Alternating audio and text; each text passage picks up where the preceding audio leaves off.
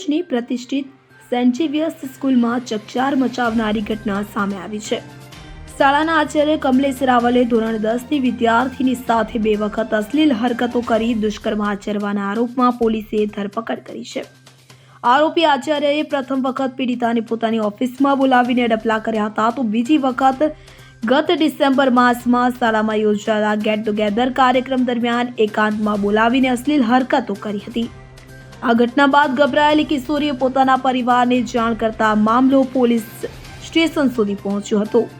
Bharuch B division police સ્ટેશનમાં દુષ્કર્મ અને પોક્સો એક્ટ હેઠળ ગુનો નોંધાયા બાદ એન્ટી હ્યુમન ટ્રાફિકિંગ યુનિટના ઇન્ચાર્જ પીઆઈ કોમલ વ્યાસ અને બી ડિવિઝનના પીઆઈ વીએસ વરજાડાના નેતૃત્વમાં વિશેષ ટીમ બનાવવામાં આવી। ટીમે મધ્ય અને ઉત્તર ગુજરાતમાં તપાસ હાથ ધરી હતી, તો 3 દિવસની સઘન શોધખોળ બાદ પોલીસે આરોપી આચાર્યની ધરપકડ કરવામાં સફળતા મેળવી છે।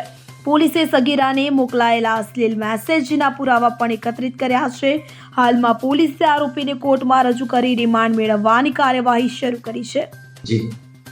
ભરૂચ શહેર ખાતે આવેલી સેન્ટ ઝેવિયર સ્કૂલમાં અભ્યાસ કરતી 16 વર્ષની છાત્રા કે જે 10મા ધોરણમાં અભ્યાસ કરતી હતી, એ વિદ્યાર્થીની ઉપર એ સ્કૂલમાં વાઇસ પ્રિન્સિપાલ તરીકે ફરજ બજાવતા ફાધર કમલેશ રાવલનાએ દુષ્કૃત્ય કરેલું છે એ મતલબની ફરિયાદ ભરૂચ શહેર બી ડિવિઝન પોલીસ સ્ટેશને મળતા ભરૂચ બી ડિવિઝન ખાતે ગુનાની ગંભીરતા સમજીને પોક્સો એક્ટ તથા બીએનએસની વિવિધ કલમો હેઠળ ગુનો રજીસ્ટર કરવામાં આવેલો। ગુનાની તાત્કાલિક તપાસ હાથ ધરતા તપાસ દરમિયાન જણાઈ આવેલું કે આ છાત્રા જ્યારે એના ક્લાસરૂમમાં બેઠેલી હોય તે વખતે આ આરોપી કમલેશ રાવળ કે જે વાઇસ પ્રિન્સિપાલ છે સેન્ટ ઝેવિયર સ્કૂલમાં, એને અવારનવાર બોલાવતો અને એની ઓફિસમાં બોલાવીને એકાંતના લાભમાં એને બળજબરીપૂર્વક એને ધમકી આપીને કે જો તું કોઈને કહીશ તો તને સ્કૂલમાંથી નપાસ કરવામાં આવશે, તને બદનામ કરવામાં આવશે, એમ કહીને એની સાથે દુષ્કૃત્ય કરતો એ મતલબની ફરિયાદ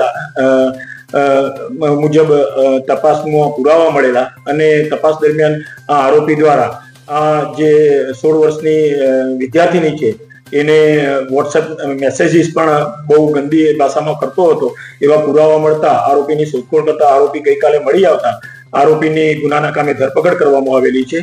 આ આરોપીએ બીજી કોઈ વિદ્યાર્થીનીઓ સાથે પણ આવું કોઈ દુષ્કૃત્ય કરેલું છે કે કેમ એ બાબતે વધારે ઊંડાણપૂર્વક પૂછપરછ કરવા માટે આજે આરોપીને નામદાર કોર્ટમાં રજૂ કરીને એના રિમાન્ડ મેળવવા માટેની તજવીજ હાથ ધરવામાં આવેલી છે।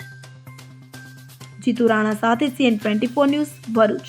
હવે જુઓ દેશ દુનિયાની તમામ ખબરો તમારી આંગળીના ટેરવે।